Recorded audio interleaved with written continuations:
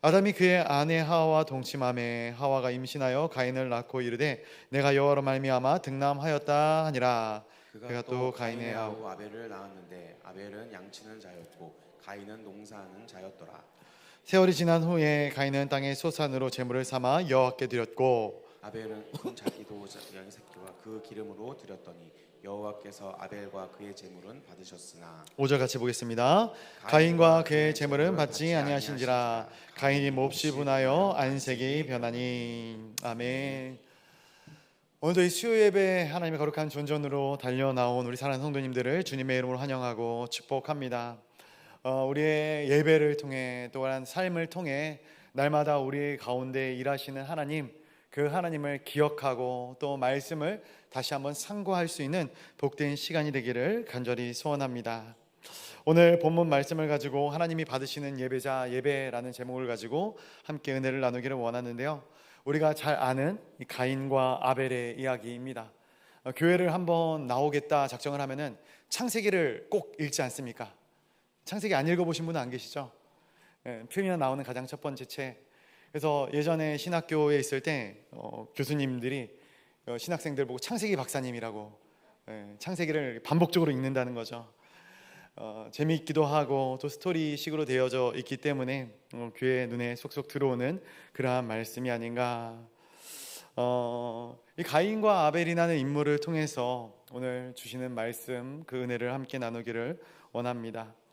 요즘 신방을 다니면서 다시 한번 느끼는 감정인데요, 인생이 참 내 마음대로 되지 않는구나. 누구나 내 힘과 내 능력으로 삶을 살아가는 것 같지만 실질적으로 내 마음대로 되는 것이 별로 없더라라는 것이죠. 내 가족도, 내 자신도, 시대의 흐름도, 경제도, 더 나아가 역사의 흐름도 우리가 예측할 수 없는 것이죠. 오늘 이 본문을 통해서 두 부분으로 함께 받은 은혜를 나누기를 원하는데요, 첫 번째 부분은 가인과 아벨입니다. 가인과 아벨. 우리 1절 말씀 한번 같이 읽어보도록 하겠습니다. 1절 보겠습니다. 시작. 아담이 그의 아내 하와와 동침하매 하와가 임신하여 가인을 낳고 이르되 내가 여호와로 말미암아 득남하였다 하니라. 아멘. 창세기 3장에서 아담과 하와가 죄를 짓고 에덴 동산에서 쫓겨나는 장면이 그려지죠. 아름답고 화려하고 살기 좋았던 그 에덴 동산, 하나님이 모든 것을 책임져 주시는 그 에덴 동산에서 쫓겨난 이 두 사람이 얼마나 암담했겠습니까? 그러나 그 암담한 상황 가운데 의지할 사람이라고는 서로밖에 없었던 것이죠. 그래서 1절 말씀에 아담과 하와가 동침했다 이렇게 기록이 되고 있는데, 사실 이 모습은 적과의 동침이다 이렇게 이야기할 수 있어요. 왜 그러냐면은 아담에게 있어서 하와는 어떤 사람입니까? 자기에게 선악과를 건네준 여자. 그리고 하와에게 있어서 아담은 어떤 사람입니까? 하나님 앞에서 자신을 맹비난한 사람, 그게 아담이지 않습니까? 그러나 이런 서로의 불편한 감정에도 불구하고 이 둘 외에는 다른 인간이 없었기 때문에, 그래서 그 둘이 서로 부둥켜 안고 이들 가운데 제3의 존재, 이 가인이라는 인물이 태어나게 되는 것이죠. 가인이라는 이 존재가 태어났을 때 하와가 얼마나 기뻤던지 내가 여호와로 말미암아 득남하였다 이렇게 외치게 됩니다. 가인의 이름의 뜻이 그래서 이 뜻입니다. gain, 얻다라는 뜻이거든요. 득남하였다라는 것이 이 가인이라는 이름입니다. 이 가인이라는 존재가 얼마나 반가웠으면은 이 아담이 오기도 전에, 아담의 이름을 짓기도 전에 엄마가 이름을 지어줘 버린 것이죠. 이 아담이라는 이름의 뜻은 이름은 어떤 의미를 가지고 있냐면은 흙이라는 의미를 가지고 있죠. 그리고 하와는 이 생명이라는 이름의 뜻을 가지고 있습니다. 이 둘은 하나님께서 창조하신 인간들이었죠.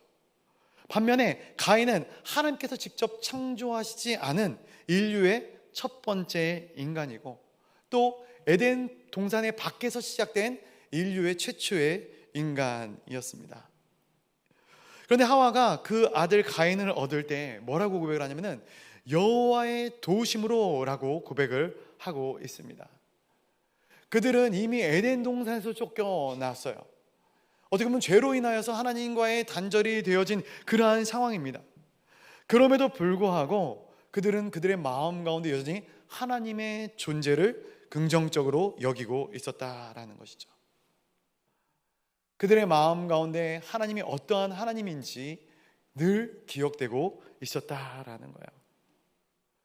그도 그럴 것이, 비록 하나님께서 그들의 죄로 인하여 그들을 쫓아내시지만 그들을 사랑하지 않았던 건 아니시지 않습니까? 그들에게 가죽옷을 입히시죠. 그 따뜻한 하나님의 마음을 이 아담도 하와도 늘 기억하고 있었을 것입니다. 흙에게는 흙에서 땀을 흘려 노동을 하게 만드셨고요, 생명에게는 생명을 잉태하고 출산하도록 하셨습니다. 물론 이것이 어떤 하나님의 저주다라고 성경에선 기록하고 있지만 또한 동시에 하나님의 은혜의 섭리이기도 합니다. 우리도 살아가면서 그렇지 않습니까? 일을 하는 것도 그렇고 가정을 꾸리고 나가는 것도 있고, 이것이 가장 어렵고 힘든 부분이기도 하지만 또 반면에 일을 할 수 있는 것이 가장 큰 축복이고 가정을 꾸리고 살아갈 수 있는 것이 가장 큰 은혜 중에 하나임을 우리가 늘 기억하지 않습니까? 그래서 오늘 이 본문 가운데 가인이 태어났다라는 것은 어떤 새로운 희망을 이 부부에게, 온 인류에게 허락한 놀라운 사건이 아닌가 싶습니다. 제3의 인간, 또 하나의 인간을 얻었기 때문에 이 에덴 동산 밖에 이 절망의 땅에서 이제 우리가 희망의 노래를 부를 수 있지 않을까라고 이 두 부부가 생각하고 있는 그러한 시간들을 보게 되는 것이죠. 그래서 솔직히 이 가인이라는 인물을 우리가 선입견을 두고 이 가인이라는 인물을 봐서 그렇지, 이 가인이라는 인물을 객관적으로 본다면 굉장히 뛰어난 인물이었죠. 굉장히 탁월한 인간이었습니다. 아담과 하와는 어린 모습으로 창조되어지지 않았어요. 이미 성인이 된 모습으로 창조되었을 것이다. 많은 학자들이 그렇게 이야기를 합니다. 그러나 가인은 갓난 아기서부터 처음으로 시작을 하는 것이죠. 우리가 아기를 보면 얼마나 마음 가운데 기쁨이 있고 행복함이 넘칩니까? 꽃 중에 꽃은 인꽃이다 이렇게 이야기하지 않습니까? 이 가인이 태어나서 성장하는 모습은 이 아담과 하와에게 있어 큰 기쁨과 즐거움이 되었을 것입니다. 아담과 하와뿐만이 아니라 하나님에게도 이 가인의 모습은 굉장히 큰 기쁨과 즐거움이 되었을 것입니다. 그리고 그가 장성하여 밭에서 일하는 아버지 아담의 동역자의 삶을 살아가죠. 농부로서의 삶을 살아가게 됩니다. 이 가인이라는 인물을 묵상하면서 이 가인이라는 인물의 시작은 굉장히 화려하고 축복받는 인생의 시작을 보였을 것이다. 마치 젊었을 때의 사울이 하나님께 부름받았을 때 많은 사람들이 사울을 좋게 봤던 것처럼 이 가인이라는 인생도 너무나도 아름답게 그 출발의 지점에 서 있게 되는 것이죠. 근데 오늘 본문 2절에 보니까 분위기가 반전되어집니다. 우리 2절 말씀도 한번 같이 읽어보도록 하겠습니다. 2절 말씀입니다. 시작. 그가 또 가인의 아우 아벨을 낳았는데 아벨은 양치는 자였고 가인은 농사하는 자였더라. 아멘. 제가 반전이라고 표현을 했는데 솔직히 이 2절 말씀 우리가 그냥 읽었을 때는 이 2절 말씀에서 큰 이상한 점을 발견할 수 없어요. 근데 이 2절 말씀을 곰곰이 살펴보면은 큰 문제점을 한 두 가지 정도 발견할 수 있습니다. 첫 번째로는 이 아벨이라는 이름의 뜻이에요. 아벨이라는 이름의 뜻. 이 아벨이라는 이름의 뜻이 무엇입니까? 우리 커피 브레이크 창세기 하지 않았습니까? 아벨이라는 이름의 뜻이 뭡니까? 허무라는 뜻이 허무라는 뜻이죠. 허무하다, 헛되다. 이러한 단어들이 나오는 성경 구절이 있죠. 전도서 1장 2절. 제가 한번 읽어드릴게요. 전도자가 이르되 헛되고 헛되며 헛되고 헛되니 모든 것이 헛되도다. 전도서 1장 2절에 아벨이라는 단어가 5번이나 등장하는 거예요. 인생 무상을 노래하는 것이죠. 헛된 인생, 허무한 인생. 근데 여기서 한번 생각을 해보시기 바랍니다. 소중한 아들을 낳았어요. 소중한 아들을 낳았는데 그 아들의 이름을 뭐라고 졌다고요? 허무다라고 졌다는 거예요. 야 허무야, 내가 아들을 낳아놓고 이 이름을 허무라고 하는 부모가 어디 있겠습니까? 특별히 성경에서는 이 이름이 굉장히 중요해요. 왜냐하면 그 이름이 이 사람의 인생을 의미하는 것이고요, 이 사람의 존재 가치를 증명하는 것이 그 이름이거든요. 그러면 왜 아담과 하와가 이 둘째 아들의 이름을 허무라고, 아벨이라고 지었을까? 아벨이 태어났는데 첫 번째로 정말로 보잘것없는 허무한 아이였기 때문에 그 이름을 그렇게 지었을 수도 있을 것 같습니다. 그런데 그보다 앞서 이 제3의 인간으로 태어난 가인이 태어났을 때는 정말로 큰 감사와 감격과 기쁨이 있었는데, 이 나에게 소망을 줄 것 같았던, 우리 가정에 희망을 불어 넣어줄 것 같았던 이 가인이 성장하면서 새치 밭을 일구고 열심히 일을 하면서 살아가 봐도 아무것도 변하는 것이 없더라라는 것이었죠. 이 세상에서 아무리 열심히 노력을 하고 아무리 행복함을 찾고자 애를 쓰고 또 애를 써도 이 에덴 동산에서의 삶, 그 삶만큼 기쁘고 감사하고 즐겁고 행복한 삶을 되찾을 수가 없더라. 그 사실이 아담과 하와의 마음 가운데 허무함을 가져다 주지 않았을까? 오늘날 인류가 과학적으로 굉장히 많은 발전을 이루고 있어요. 뉴스를 보면은 AI다, 로보틱스다 고민을 해요. 이제 우리가 노동을 하지 않아도 되는 날들이 오겠구나. 얼마 전에 신문 기사에서 그런 기사를 봤습니다. 바티칸에서 이 고해 성사를 하는 이 신부의 자리에 AI를 세워놨대요. 그런데 그렇게 세워놓고 몇 주 안 있다가 이 AI를 폐쇄했다 합니다. 왜 폐쇄했는가? 감동이 없어서 폐쇄한 것이 아니라 얘기를 해요. 실제로 그 AI와 상담을 하면서 어떤 영적인 체험을 하는 성도들이 있었다라는 거예요. 가톨릭 신자들이 있었다라는 거예요. 그래서 이 가톨릭에서 이 AI 상담하는 이 시스템을 폐쇄했다, 그런 기사를 본 적이 있습니다.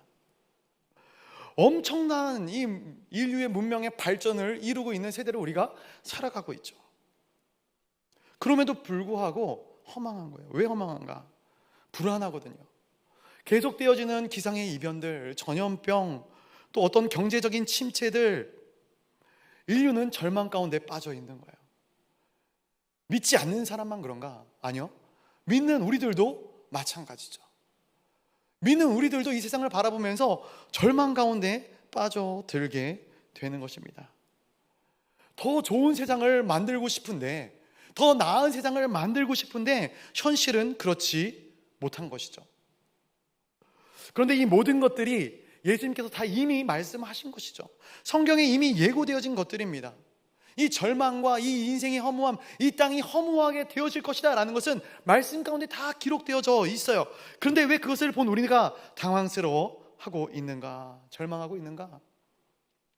냉철하고 정확하게 진단을 해보자면은 우리는 아직도 이 세상에 소망을 두기 때문에 그래요. 이 세상에 희망을 갖고 있기 때문에 그래요. 우리가 사는 세상이 점점 희망찬 곳으로 나아갈 것이다.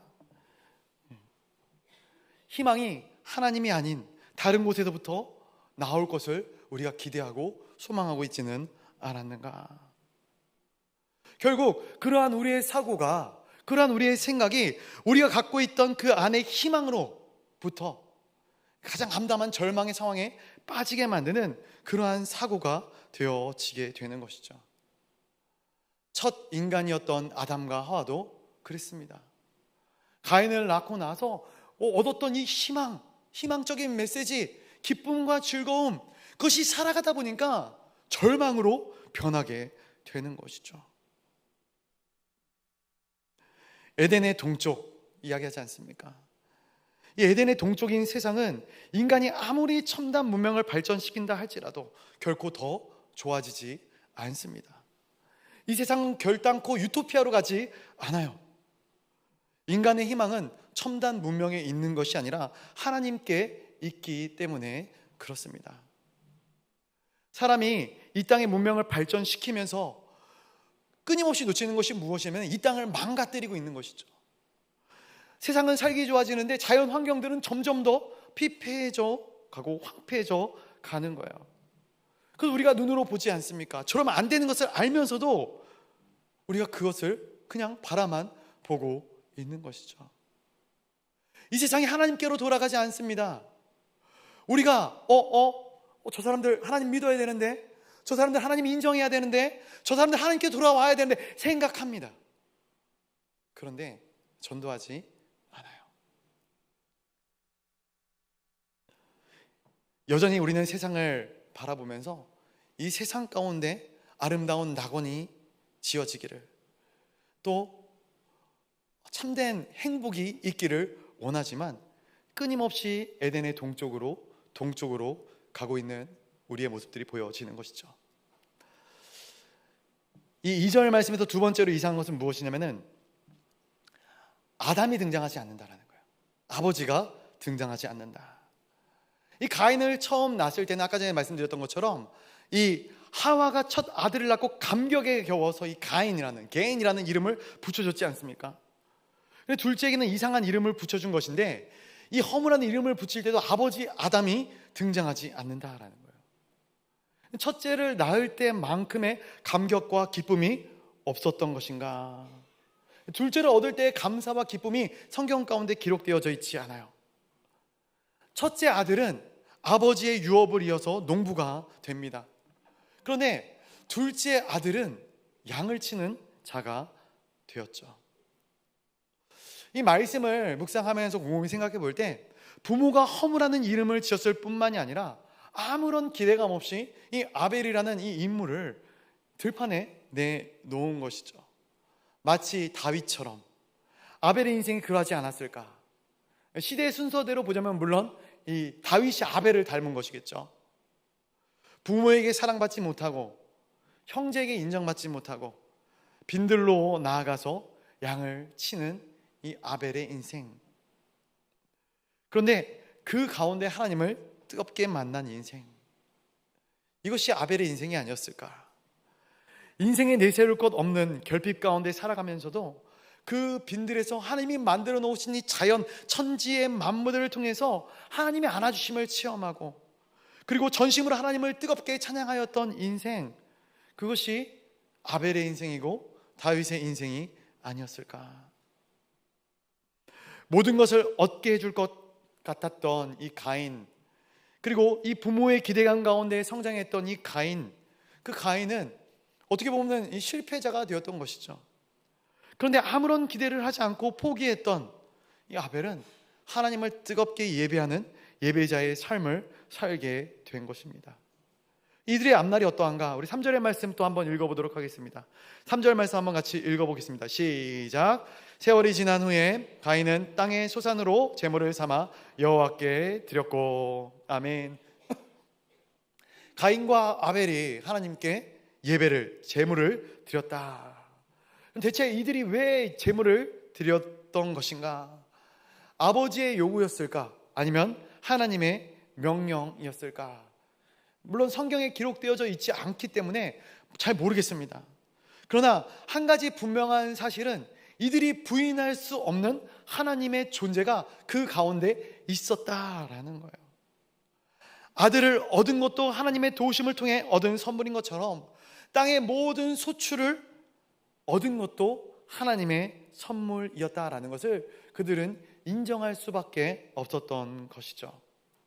여기서 3절에 보니까 3절 초반절에 세월이 지난 후라는 이 표현이 나오고 있어요.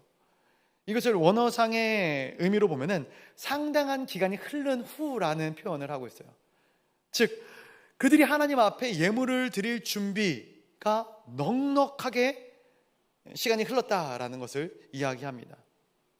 그리고 나서 뒤에 이어지는 4절과 5절의 말씀을 보니까 우리 4절과 5절의 말씀도 한번 같이 읽어보도록 하겠습니다. 4절과 5절입니다. 시작. 아벨은 자기도 양의 첫 새끼와 그 기름으로 드렸더니 여호와께서 아벨과 그의 제물을 받으셨으나 가인과 그의 제물은 받지 아니하신지라. 가인이 몹시 분하여 안색이 변하니. 아멘.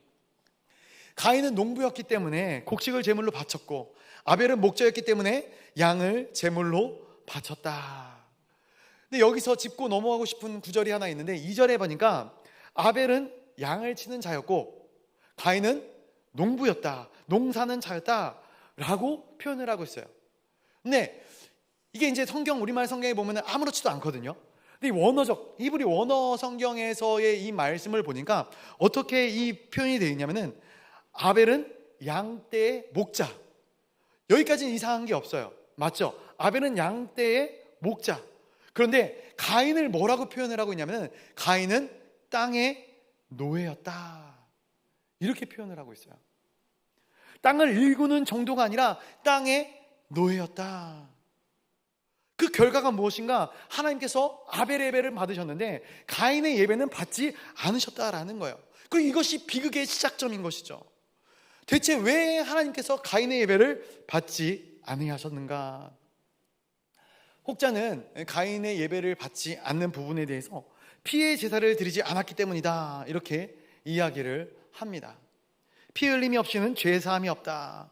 피 흘림이 있어야지만 죄 사함이 가능하다. 이것이 성경적인 원리가 맞습니다. 그런데 성경 전체의 흐름과 오늘 본문의 맥락을 놓고 볼 때 이 이유가 100% 합당하다라고는 볼 수 없어요. 왜냐하면 레위기에서 나오는 제사법을 보게 되면은 물론 하나님이 양의 피를 바치어서 받으시는 번제가 있었지만 곡식을 예물로 드리는 이 소제의 제사도 있었거든요. 그리고 이 소제도 하나님께서 기쁘게 받으셨습니다. 하나님께서는 우리가 어떠한 직업을 가지고 있든지 어떠한 직종에 있든지 그 성과와 그 열매를 가지고 하나님께 예배를 드릴 때 기쁘게 받으시는 하나님이신 줄로 믿습니다. 우리의 예배를 기쁘게 받으셔요. 우리의 삶을 기쁘게 받으셔요. 그런데 왜 하나님이 가인의 예배를 받지 않았을까? 성경 가운데 나오는 정확한 답은 히브리서에서 찾아볼 수 있죠. 11장 4절의 말씀인데요, 한번 같이 한 목소리로 읽어보도록 하겠습니다. 히브리서 11장 4절의 말씀입니다. 시작. 믿음으로 아벨은 가인보다 더 나은 제사를 하나님께 드림으로 의로운 자라 하시는 증거를 얻었으니 하나님이 그 예물에 대하여 증언하심이라. 그가 죽었으나 그 믿음으로써 지금도 말하느니라. 아멘. 뭐라고 표현합니까? 믿음으로 아벨은 가인보다 더 나은 제사를 드렸다라는 거예요. 그렇다면 이 둘의 차이는 무엇인가? 믿음의 유무의 차이다라는 것이겠죠. 믿음으로 아벨은 예배를 드렸고 가인은 믿지 않음으로 예배를 드렸다라는 거예요. 근데 중요한 것은 둘 다 예배를 드렸다라는 것이거든요. 예배를 드렸어요. 그런데 한 사람의 예배는 받으시고 한 사람의 예배는 받지 않았다라는 거예요. 그럼 무엇이 믿음으로 예배를 드리는 것인가? 이것에 대해서 설명하는 것이 히브리서 11장 6절의 말씀이죠. 한번 히브리서 11장 6절의 말씀도 같이 읽어보도록 하겠습니다. 시작. 믿음이 없이는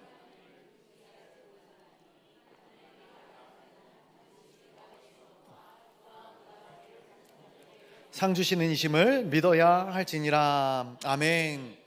믿음이 무엇인가? 첫 번째로는 하나님의 존재를 믿는 것, 두 번째로는 하나님의 선하심을 믿는 것이 믿음입니다. 이것을 믿어야 한다라는 것이죠. 자, 그렇다면은 아벨은 하나님의 존재를 긍정하였을 뿐만이 아니라 하나님의 선하심을 온전히 신뢰하여 하나님께 감사와 기쁨으로 예배를 드리는 온전한 예배자였다라는 것을 우리가 깨닫게 되는 것이죠. 하나님이 받으실 만한 믿음의 예배자로 서게 된 이 아벨. 그러나 가인은 무엇입니까? 하나님의 존재도 거부하고 하나님의 선하심도 불신했던, 그러나 예배의 형태는 취하였기 때문에 실패한 예배자가 된 것이죠. 이들의 예배의 태도의 차이를 명확하게 보여주는 말씀, 것입니다. 아벨은 양떼의 처음 새끼와 가장 기름진 것으로 드렸다라고 성경은 기록하고 있어요. 그 마음과 정성을 다 보여주는 것이죠. 근데 가인에 대해서는 어떻게 이야기를 하고 있는가? 땅의 소산으로 제물을 삼아 드렸다. 아무런 감동도 아무런 열정도 없는 것을 드린 것입니다. 그냥 곡식단의 일부를 가져와서 드렸다라는 것이에요. 그럼 왜 이러한 차이가 난 것인가? 사실 이 가인은 아벨을 살해한 후 4장 후반절에 보면은 에덴의 동쪽으로 가게 됩니다. 더 나아가 이 놋 땅에 가서 문명 사회를 개척한 선구자가 되는 것이죠. 그래서 세상 사람들의 눈에 볼 때는 이 가인은 영웅이에요, 영웅. 히어로입니다. 굉장히 영적인 인간이었어요. 그리고 세상에 전혀 다른 종류의 선구자가 되는 것이죠. 그러나 이 가인의 이러한 선구자적인 기질, 이 선구자적인 발걸음은요, 하나님을 향한 분노, 하나님에 대한 원망과 증오로부터 시작이 되어지는 것을 보게 됩니다. 그는 하나님의 존재를 부인할 수는 없었을 것 같아요. 너무나도 명확히 알고 있었거든요. 그러나 하나님의 존재가 가인에게는 달갑지가 않아요. 제가 창세기 말씀을 좀 많이 묵상을 했었거든요, 이전에. 변호하는 건 아니지만 가인의 입장에서 제가 한번 생각을 해봤어요. 가인의 입장에서 하나님이 어떠한 존재일까? 태어나자마자 가인은 흙수저입니다. 흙수저. 금수저가 아니라 흙수저예요. 에덴 동산 안에서 태어난 것이 아니지 않습니까? 에덴 동산 밖에서 아무것도 없는 상태에서 태어난 거예요. 나에게는 말로만 듣던 그 에덴 동산을 점 찍어 맛볼 기회조차 없었던 것이죠. 내가 선악과를 따먹었나요? 아니요. 가인은 선악과를 따먹지도 않았어요. 그런데 나는 이 불완전하고 결핍이 많은 세상에서 태어나게 된 것이죠. 게다가 나에게 훌륭한 이름을 지어주시고 나에게 기대감을 갖고 바라봐 주시는 부모님, 그 부모님을 누가 에덴 동산에서 쫓아냈습니까? 하나님이 쫓아낸 것이죠. 하나님이. 그 하나님이 이 장남 가인에게는 어떻게 다가왔겠는가? 표현이 좀 그럴 수 있겠지만 대저택에 살면서 엄청난 부자 할아버지가 내 부모님을 밉다고 쫓아낸 거예요. 심술쟁이 할아버지. 어떻게 그럴 수가 있냐? 그러한 모습으로 하나님이 느껴지지 않았을까? 가인에게는 그런 억하심정이 있었지 않았을까? 더 나아가서 내가 이 땅 가운데 수고하고 땀 흘려서 얻은 소산물, 그 소출을 그 심술쟁이 할아버지께 드리라는 거예요. 드리고 싶겠습니까? 안 드리고 싶은 거죠. 내가 왜 하나님께 예배를 드려야 하는가? 그가 나에게 준 것이 무엇이다고? 이런 마음이 가인에게 있었던 것이죠.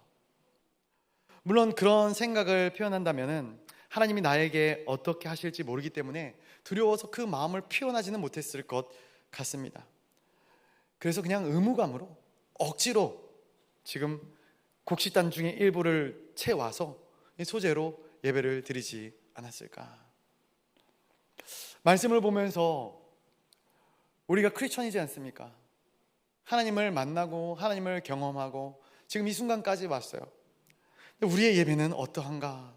나의 예배는 어떠한가? 한번 생각을 해보게 됩니다. 과연 하나님의 존재에 대한 감격과 하나님의 선하심에 대한 이 믿음과 신앙이 내 마음 가운데 드러나고 있는가? 내가 드리는 예배 가운데, 우리가 드리는 예배 가운데 드러나고 있는가? 만약에 그렇지 않다면 우리는 가인과 같은 예배를 드리고 있지는 않은가? 항상 경각심을 가져야 하는 것이죠. 물론 대부분의 성도님들이 나를 가인이라고 생각하지 않아요. 아벨이라고 생각합니다. 그렇죠? 나는 고난을 받는 아벨이지 핍박하는 가인이 아니야, 이렇게 생각을 합니다.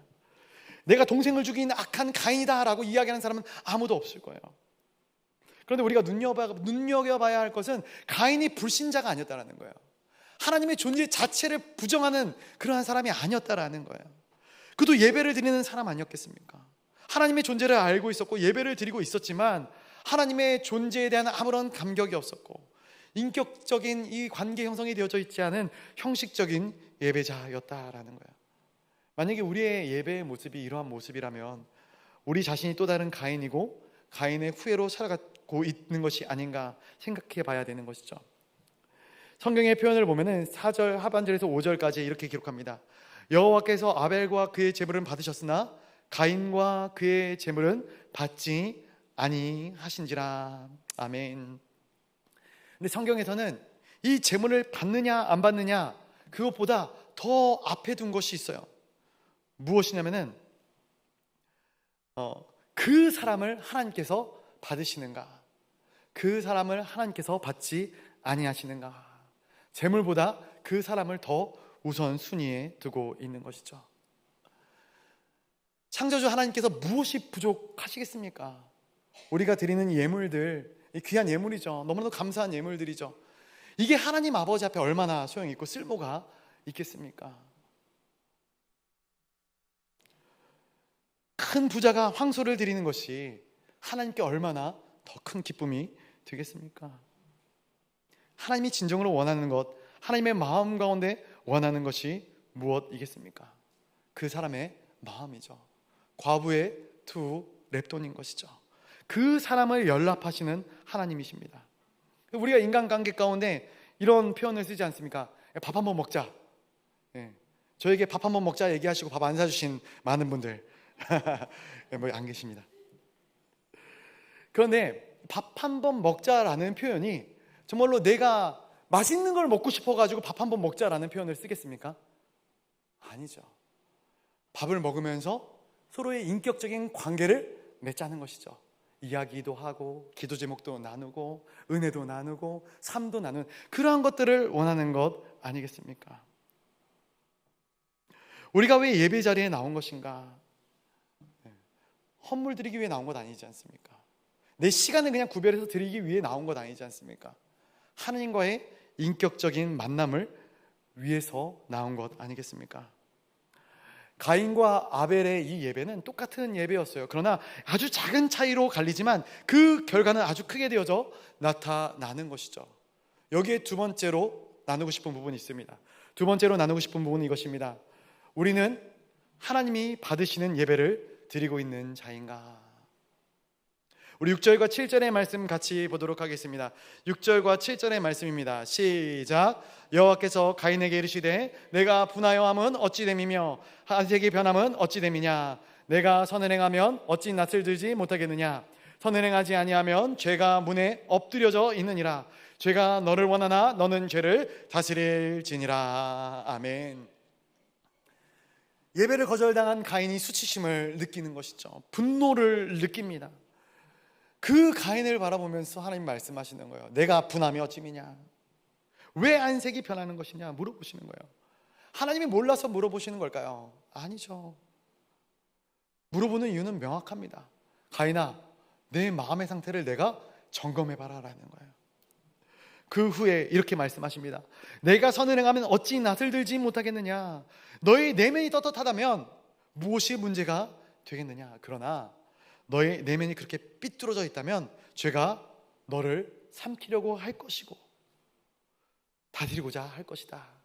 그러나 죄가 너를 다스리게 하지 말고 네가 죄를 다스려야 된다라고 하나님이 가인에게 말씀하시는 거예요. 사랑하는 성도 여러분, 우리가 크리스천으로서의 삶을 살아가지만 죄를 컨트롤하는 것이 쉽던가요? 쉬운가요? 쉽지 않습니다. 제가 목회자이니까 목사님은 죄를 안 짓겠지, 지금도 그런 생각을 하시는 분들이 안 계실 거다 믿습니다. 죄를 짓습니다. 연약합니다.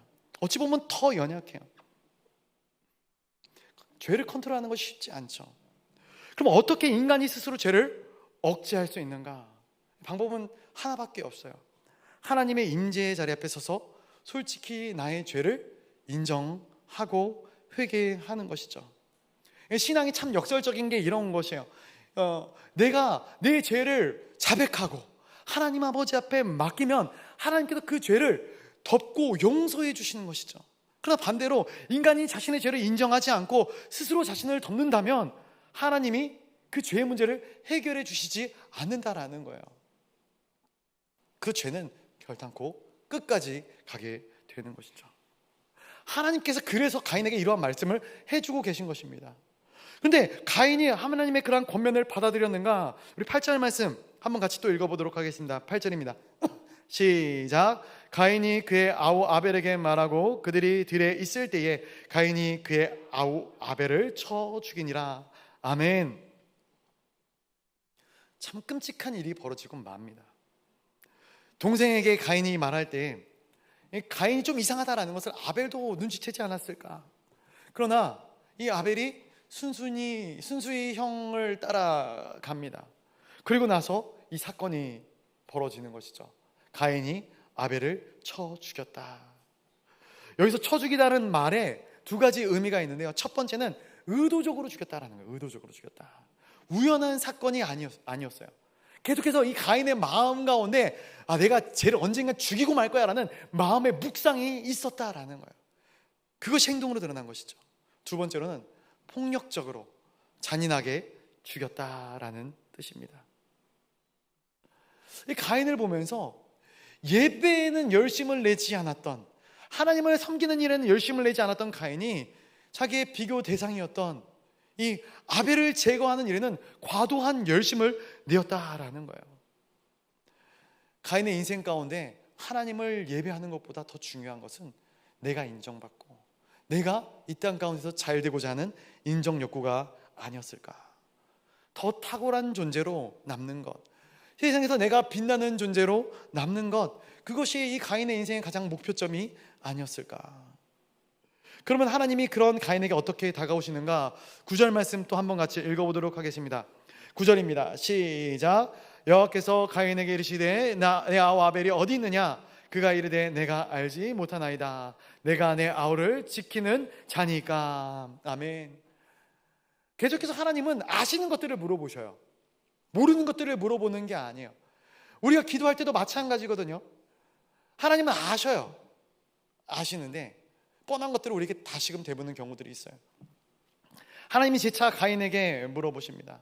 몰라서 물어보신 것이 아니죠. 기다려주시는 거예요. 스스로 깨닫기를 원하고 계신 것이죠. 하나님 앞에 나오기를 기다려주시는 것이죠. 그러나 이 가인은 자신의 잘못을 깨닫지 못합니다. 그런 가인에게 하나님께서 또 다른 긴 이야기를 하시는 거예요. 우리 10절부터 12절까지의 말씀인데요, 한번 같이 이것도 읽어보도록 하겠습니다. 10절부터 12절입니다 시작. 이르시되 내가 무엇을 하였느냐? 내 아우의 핏소리가 땅에서부터 내게 호소하느니라. 땅이 그 입을 벌려 내 손에서부터 내 아우의 피를 받았은즉 내가 땅에서 저주를 받으리니 내가 밭을 갈아도 땅이 다시는 그 효력을 내게 주지 아니할 것이요 너는 땅에서 피하며 유리하는 자가 되리라. 아멘. 하나님이 말씀하시는 거예요. 하나님이 말씀하십니다. 내 아우의 핏소리가 땅에서부터 내게 호소한다. 성경의 중요한 원리 중 하나는 무고한 사람이 피를 흘리면 이 땅이 저주를 받는다라는 거예요. 첫 번째 저주는 아담으로 인한 것이었죠. 그래서 땅을 경작해야지만 소출을 얻게 되는 거예요. 그런데 두 번째 저주는 무엇인가? 무고한 사람이 피를 흘렸기 때문에 땅에서 아무리 수고하고 애쓰고 노력한다고 해도 소출을 얻지 못할 것이다. 엄청난 저주인 것이죠. 결국 가인은 이 땅으로부터 유리하는, 도망하는 도망자의 인생을, 방황자의 인생을 살게 되는 것이죠. 그런데 이 사람이 이 땅 가운데 설 수 없기 때문에 어디로 가겠는가? 어디로 가겠는가? 갈 데가 없지 않습니까? 그래서 우리 17절 말씀을 보게 되면은 가인이 도시를 세우기 시작하는 것이죠. 도시를 세우기 시작합니다. 자연은 하나님이 주신 그라운드예요. 그런데 인간이 하나님을 떠나 새롭게 만든 그라운드가 바로 도시인 것입니다. 그래서 이 도시 문명이라는 것은 하나님에 대한 거절감과 분노와 절망감, 그리고 인생 스스로 희망을 찾겠다라는 그곳에서부터 시작된 것이 이 도시 문명인 것이죠. 언젠가 한번 이 부분을 가지고 한번 설교를 할 수 있도록 하겠습니다. 그리고 가인은 그 도시에 애녹성을 세우게 됩니다. 말씀을 준비하면서 아시는 분이 있을 거예요. 뭐 많은 분들이 아시겠지만 이 존 스타인백이 쓴 소설 제목이 뭐죠? 제가 맨날 어려운 질문을 드리죠. 에덴의 동쪽. 에덴의 동쪽. 노벨 문학상을 안겨주었던 이 소설인데 이 소설이 떠오르더라고요. 창세기 4장을 모티브로 한 이 소설이 있죠. 영화로도 나왔어요. 보신 분 계시죠? 제 연배보다 좀 위에 분들은 대부분 다 보셨을 것이다 생각을 하는데, 이 반항의 아이콘 제임스 딘이 이 주인공 칼의 역할을 맡았던 영화입니다. 저는 봤는데 못 보신 분들이 많은 것 같아요. 그래서 대충의 이 스토리를 이야기하자면은 제임스 딘이 맡았던 이 칼의 역할이 바로 가인의 역할이에요. 굉장히 인정 욕구가 있었던 이 인물. 현대 이 1900년대를 배경으로 하고 있습니다. 그런데 특이한 점은 이 칼이라는 인물이 형이 아니라 동생이다라는 점이에요. 이 캐릭터가 어떤 캐릭터인가 보니까 세상의 물질에 대한 욕망으로 가득 찬 그런 캐릭터예요. 열심히 돈을 모으는데 나를 위해서 모으는 것이죠. 형이나 누군가에게 돈을 나눠주지 않아요. 그 누구와도 나누고 싶지 않아요. 어머니의 역할이 굉장히 크거든요. 그 어머니가 굉장히 이상한 어머니였어요. 그런 영향을 받아서 이 칼이 그렇게 성장한 것이죠. 그러면서도 아버지에게 인정을 받고 싶은 인정 욕구가 있는 인물이 바로 이 칼이라는 인물이에요. 근데 아버지는 칼을 인정해주지 않았거든요. 아들의 속으로 인정해주지 않는 것이죠. 그리고 아버지는 형이었던 아론만 인정을 해주고 있는 거예요. 결국 칼은 아버지에게 온전히 인정을 받는 착한 형 아론에 대한 엄청난 경쟁심을 느끼고 자기 형을 죽음으로 몰아가게 되는 그러한 장면들이 이 영화 가운데, 이 소설 가운데 나타나는 내용입니다. 그래서 제목이 이 에덴의 동쪽이라는 제목인 것이죠. 그런데 영화나 소설에서는 형 아론이 굉장히 나약한 존재이기 때문에 죽은 것처럼 묘사되어져 있는데, 그러면 성경으로 돌아와서 이 동생 에녹은 과연 나약한 존재이기 때문에 이렇게 일찍 죽은 것인가? 결론적인 이야기인데요. 아벨은 나약했기 때문에 일찍 죽은 것이 아니라 에녹처럼 하나님이 기뻐 받으시는 인생이었기 때문에 이 땅 가운데서 일찍 떠날 수 있게 된 것입니다. 사실 아벨은 한 번도 형에게 비교의식을 느껴본 적이 없죠. 부모님은 자신에게 관심이 없어요. 형은 자신을 경쟁 상대하듯이 보지만 아벨은 형을 그렇게 바라보지 않습니다. 왜? 그는 사람을 바라보는 인생이 아니라 하나님을 바라보는 인생이었거든요. 내가 이렇게 가족에게, 형제에게 버림받은 인생일지라도 나를 받아주시고 나를 안아주시는 하나님 한 분이면 나는 충분하다. 이 아벨이라는 인물이 이 빈들에서 승리자가 될 수 있었던 이유, 결핍의 인생에서 정말 풍성한 인생을 누릴 수 있었던 이유는 그가 사람의 환경에 반응하는 것이 아니라 하나님께 반응하는 예배자의 삶을 살았기 때문입니다. 그러나 가인은 그렇지 않았어요. 어찌 보면 이 가인은 아벨보다 훨씬 더 많은 것들을 가지고 누리고 있었을 것입니다. 모든 면에서 아벨보다 탁월한 달란트를 이 가인이 가지고 있었어요. 부모에게 인정도 받았고 세상에서 많은 업적도 남깁니다. 첫 번째는 다 가인의 것이거든요. 그런데 그럼에도 불구하고 자신의 인생을 동생과 비교하면서 스스로 불행해지는 삶을 가인은 선택한 것이죠.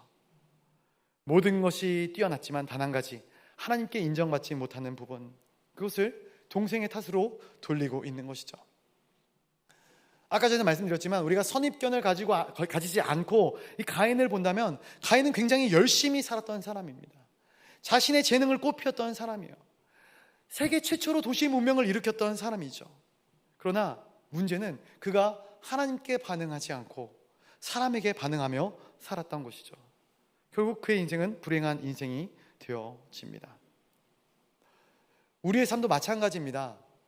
우리가 크리스천으로서 이 땅을 살아가지만 하나님께 반응하지 않고 사람들에게 반응하고 사람들의 눈치를 보고 또 사람들의 환경과 상황 가운데 내 마음이 요동하고 휩쓸리게 된다면 불행할 수밖에 없는 거예요. 가인처럼 많은 달란트를 가지고 문명의 리더가 될지라도 영적으로는 실패한 인생을 살아가게 되어져 있는 것입니다. 사랑하는 성도 여러분, 우리는 하나님께서 원하시는 예배자의 삶을 살아가고 있습니까? 말씀을 묵상하다가 이 찬양이 떠오르더라고요.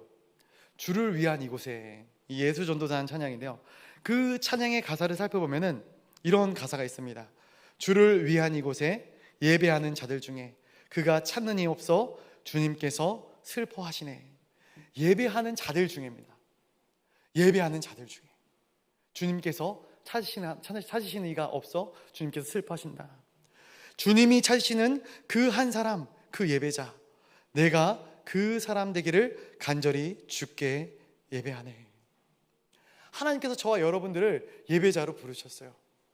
하나님을 영화롭게 하기 위하여 우리를 이 땅 가운데 부르셨어요. 이것이 하나님께서 나의 존재를 기뻐하신다는 이유와 목적이 되는 것이죠. 하나님은 다른 거 아니에요. 우리의 존재만으로 충분히 하나님은 기뻐하셔요. 그가 나로 인하여 기쁨을 숨기지 못하신다. 이게 하나님께서 우리를 볼 때 가지시는 감정인 것이죠.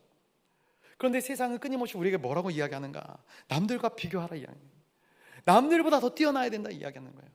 그래야지 네가 인정을 받는 것처럼, 그래야지 네가 이 땅 가운데 진짜 사는 것처럼 그런 메시지를 전달하는 것이죠. 너의 탁월함을 보여줘. 너의 능력을 보여줘. 왜 세상이 우리 가운데 그러한 메시지를 전달하는가? 우리가 새로운 낙원을 건설하는 또 다른 가인, 또 다른 세상의 구원자가 되라는 것이죠. 굉장히 낭만적으로 보일 수 있지만, 그러나 하나님과 멀어져 계속해서 에덴의 동쪽으로 떠밀려 나아가는 가인의 모습, 그 모습이 우리의 모습이 되는 것을 세상은 원하고 있는 것입니다. 사랑하는 성도 여러분, 우리 모두는 예배자로 부르심을 받았어요. 근데 왜 우리가 스스로를 세상과 비교하며 다른 사람과 비교하며 살아가시는가? 우리는 부르심을 따라 살아가야 할 줄로 믿습니다. 그래서 우리가 결단하기는 다른 사람과 우리를 비교하지 마셔요. 다른 사람의 외모와 나의 외모를 비교하지 마셔요. 제가 올라오기 전에 잠깐 뒤에서 교육자들과 함께 섰는데 우리 사랑하는 김주성 목사님이 굉장히 잘생겼다고 동의하지 않으시네요. 칭찬해 주셔가지고 얼마나 마음이 기뻤는가 모릅니다. 물론 잘생기지 않았다는 건 알아요. 그런데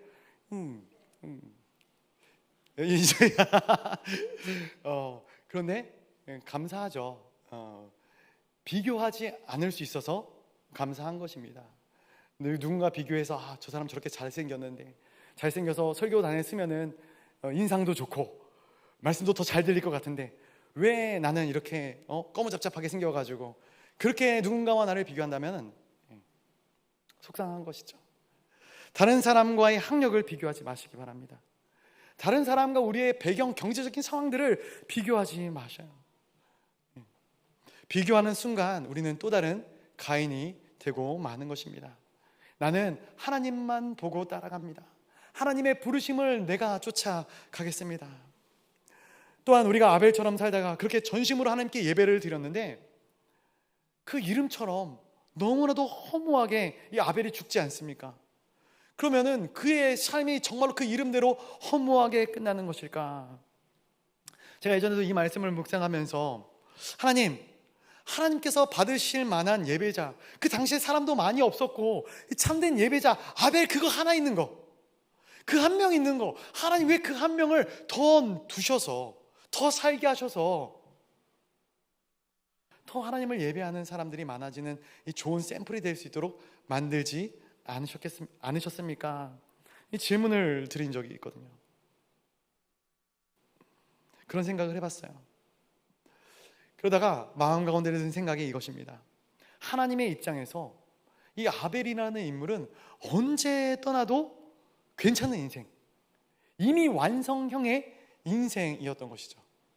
우리 목사님의 표현을 빌자면 신부의 삶을 살아갔던 사람. 그런데 가인은 그렇지 못했던 것입니다. 오늘 본문을 보면은 아벨의 그 제물을 받으셨다.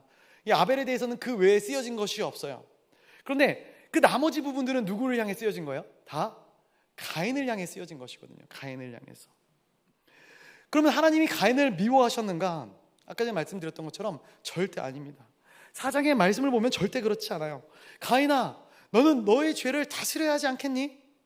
너 하나뿐인 동생을 어떻게 한 거니? 다 애정이 섞인 말투거든요. 가인이 하나님께 묻습니다. 하나님, 사람들이 저를 죽이면 어떻게 합니까? 걱정하지 마.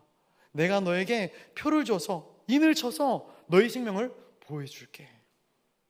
하나님도 가인이 걱정되셨던 것이죠.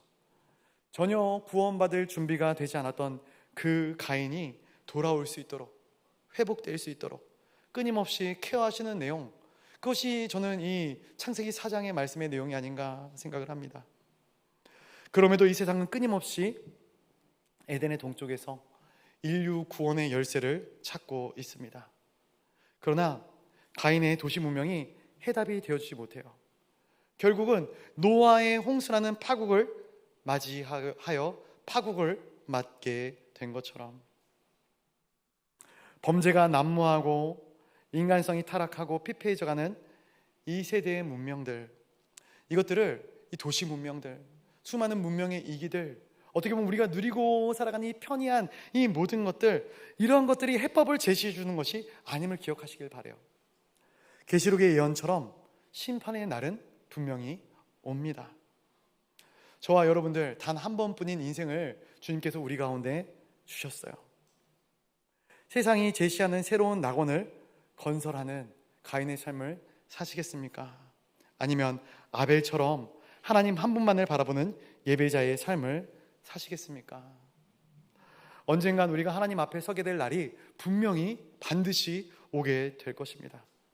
그때 우리가 아벨과 같은 삶을 살아갈 뿐만이 아니라 세상에 가인 같은 삶을 살아가는 그러한 자들에게 어서 하나님께로 돌아오라고 이야기해야 하는 그 시대를 우리가 살아가고 있지는 않은가. 말씀을 맺겠습니다. 이 시대를 정확하게 분별하는 지혜가, 그리고 그 지혜를 통해서 이 세상을 온전하게 살아가는 순결함이 우리 가운데 있기를 간절히 소원하고 축원드립니다.